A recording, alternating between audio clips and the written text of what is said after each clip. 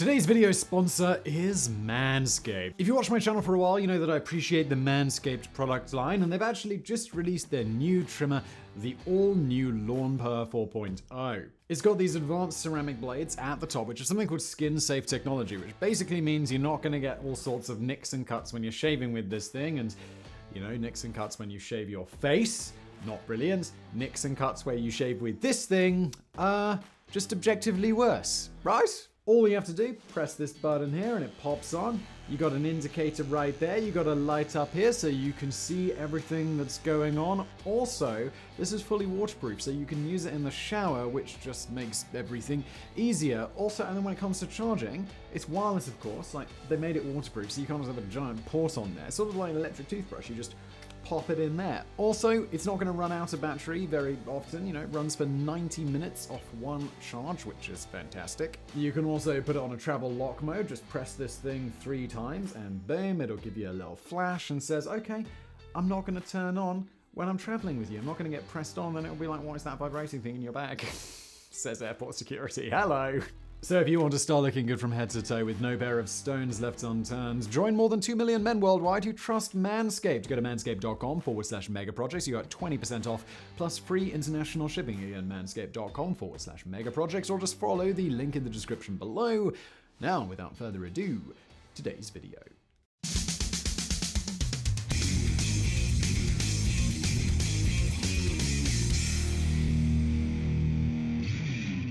In a world constrained by speed limits and excessive nannying, there is something wonderfully liberating about the German Autobahn system. It's also one of the few times you can utter the following sentence, well, at least Adolf Hitler got this one right.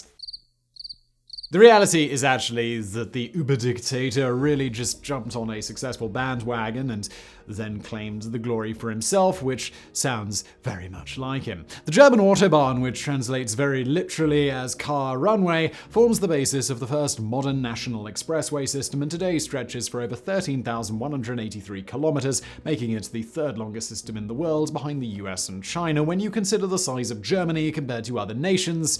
That's really quite extraordinary. Then there is the frankly giddy prospect of traveling as fast as you like, because yes, long stretches of the German Autobahn come without any speed limits, making it one of the few places in the world where you can push your foot down on the accelerator without any fear of flashing lights behind you. And I've driven on the Autobahn a few times. It's pretty exciting and also slightly terrifying, and I don't have a car that goes particularly fast.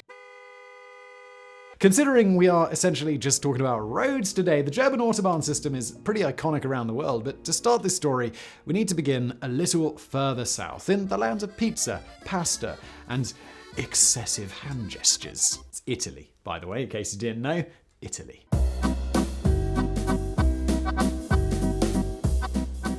While the Autobahn can be considered the grandfather, or grandmother for that matter, of modern high-speed highway systems, there was a road that predates it. And since we do like to give credit where it's due, it's only fair we begin with that. The Milano-Laghi motorway opened in 1924 and was the brainchild of civil engineer and entrepreneur Piero Puricelli. The road essentially connected Milan with the lake regions of the north, allowing the well-to-do to escape the hustle and bustle of the city quickly and efficiently. This was at a time when there were only roughly 41,000 cars in Italy, with most of the population still using carts, bicycles, or just their own 2 feet. So this was very much a rich person superhighway.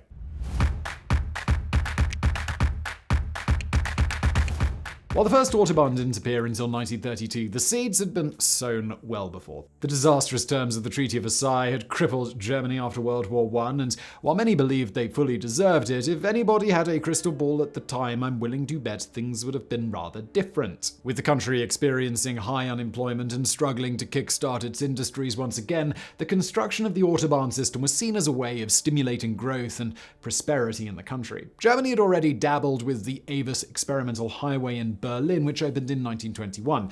The Avis is a bizarre racetrack Autobahn hybrid, which is technically the oldest controlled access highway anywhere in the world. I don't think I'll be ruffling any German feathers when I say that it's not exactly the most interesting racetrack in the world, with just 2 very long straights and 4 turns. And yeah, that's it. The beauty of Avis is that it's also very much a part of the Autobahn system, forming the northern part of Autobahn 115. Over time, the closure of the road for racing became more problematic, and the last race was held in 1998. The first purpose-built Autobahn to be used exclusively by everyday men, women, and hopefully not children was the Autobahn 555, which still connects Cologne and Bonn and was built between 1929 and 1932. However, when it opened in 1932, it was still considered a country road and wasn't given official Autobahn status until 1958. The stretch of road has been nicknamed the Diplomat and Rennbahn, the Diplomat racetrack, thanks to the high numbers of diplomats who were said to enjoy the occasional high-speed outing from Bonn back when it was capital of East Germany.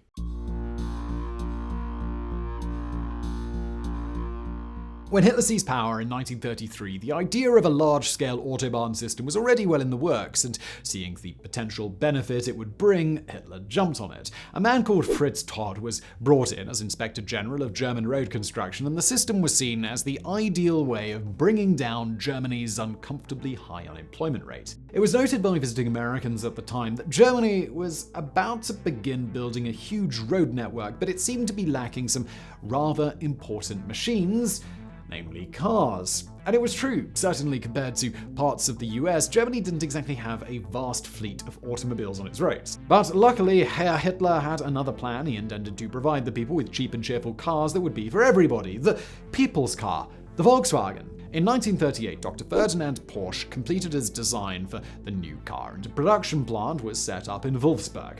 Over 300,000 Germans paid at least part, if not all, of the cost in advance, and no doubt many were rubbing their hands together with glee over the prospect of a shiny new car and a wonderful, expansive Autobahn to drive it on. Alas, that was not to be. Hitler ordered the Wolfsburg plant to switch to military vehicles on the eve of war, and not one German received a new car or even a refund. I know on a grand scale of Hitler's offenses, this doesn't really even come in the top 10, but I mean, what a fraudulent prick. Workers from around Germany were brought to various camps along the new road projects and put to work building the Autobahn system. Now, it's important to mention that this was certainly not always voluntary, and many were forced to work under the compulsory Reich labor service. It's therefore probably not a great surprise to hear that work continued at a slow pace right up until the outbreak of World War II. During one of his many barely comprehensible screaming speeches, Hitler made the grand announcement that the Autobahn project would employ around 600,000 people with 1,000 kilometers worth of roads added each year.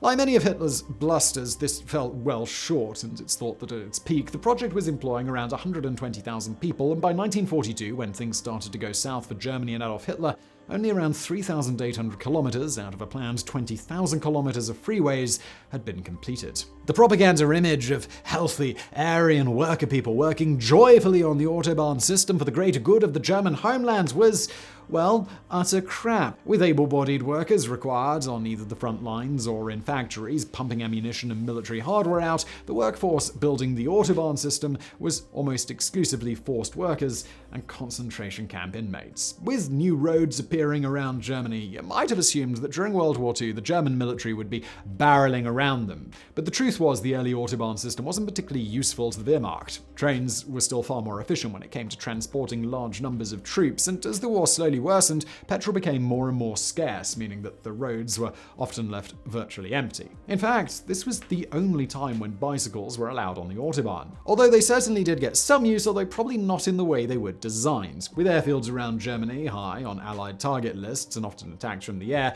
finished Autobahn roads were frequently used by the Luftwaffe as makeshift runways, with the planes often kept nearby under camouflage. No doubt the Allies began picking up on this, and by the end of the war, large stretches of the roads had been badly damaged. Work pretty much ground to a halt in 1943 as the Nazis were ejected from the Soviet Union with their tails firmly between their legs, and Hitler's plans began to implode.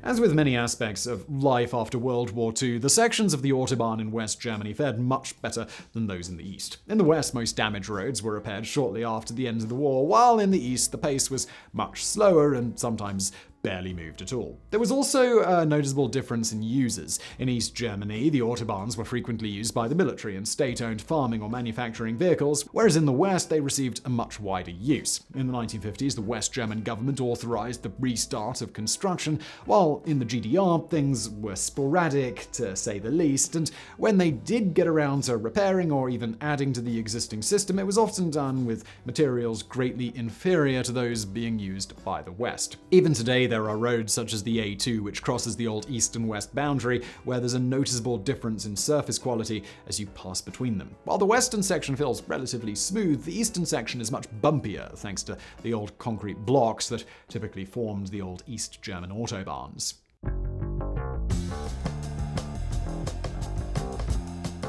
On the 9th of November 1989, as the world watched in raptured awe, large crowds gathered at the Berlin Wall. Nobody's entirely sure how this momentous occasion was going to pan out, but after Public Relations Minister Günter Schabowski announced on live television that travel restrictions had been lifted, people began passing through the gates in Berlin or simply started smashing down the hated symbol. It was a truly historic moment, and while I doubt too many were thinking about finally linking up the Autobahn system in those heady days of freedom and reunification, it did, of course, mean just that. While the epicenter of all the drama was based in Berlin, in the coming days, checkpoints up and down the dividing line were opened and people began to pour back and forth across the border. In the coming years, Germany instigated its German Unification transport project, which included rail lines, waterways, and of course new or improved Autobahns. There were a total of 7 road projects totaling some 17.3 billion euros, most of which have been completed by the early 2000s.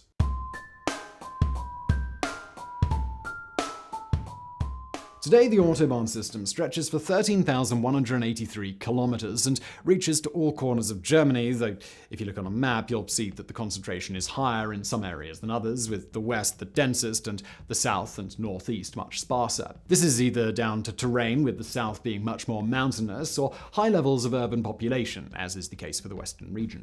In the last decade, Germany has undergone a huge widening and rehabilitation program on its Autobahn system, with a very busy A5 in the southwest and the A8 going east-west, two of the most significant upgrades. There are only a few roads now with just 2 lanes going both ways, with most having 3 or 4. It goes without saying that this is one of the finest kept highway systems in the world, with much of the tarmac laid using a freeze-resistant concrete mix which prevents it from cracking, as you often see in other parts of the world. The system comes with 17,000 telephones by the side of the roads that people can call for motor assistance on. Surely, in the age of the iPhone 64 or whatever it is we're on these days, nobody is actually using these roadside telephones anymore, but surprisingly, they're still used on average 150 times every day, a figure down from 710 years ago. It's against the law to stop for any reason on the Autobahns except for emergencies, but luckily for anybody traveling, the Germans do a fine job at maintaining rest stops, service stations, and idyllic picnic spots.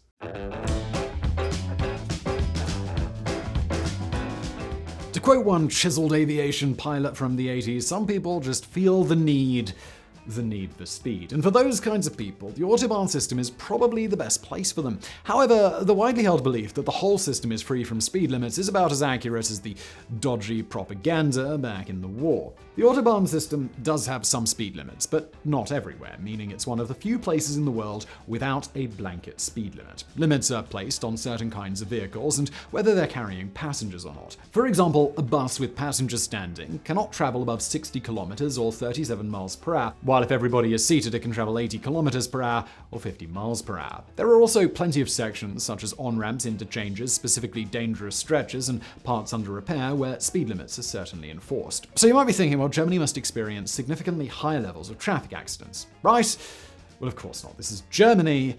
They figured it out. Firstly, German traffic exams are fairly rigorous, meaning that those who emerge from them are typically much better trained drivers than in other countries. With the system also kept in excellent condition, the chances of an accident caused by an issue with the road surface is drastically reduced. And the statistics back this all up. Germany doesn't necessarily experience any more crashes on the Autobahn system than other European countries with speed limits on their rapid transit roads, and the risk of being killed on the Autobahn is about half of that as on American interstates. Whatever the Germans are doing, it's working. But that hasn't stopped a steadily growing movement to apply blanket limits across the country. Numerous votes have been brought forth regarding speed limits in Germany, and so far they've all been rebuffed. The Germans are proud of their Autobahn system and the freedom they have on it, and rightly so. Those from countries living under the yoke of repressive speed limits often simply assume the Germans must be all out flying along at blistering speeds and no doubt causing mayhem on the roads. But the truth couldn't be more different. The Germans are brought up to respect speed, and they're also taught how to handle it. The Autobahn system is a hugely impressive road network that has been evolving since the 1930s, but perhaps equally impressive is that this is an example of how people can be given greater freedom and responsibility to drive how they wish without turning the Autobahns into the German version of wacky races. So I really hope you found that video interesting. If you did, please do hit that thumbs up button below. Don't forget to subscribe. Also, please do check out our fantastic sponsor, Manscaped, who I'm linking to below. And thank you for watching.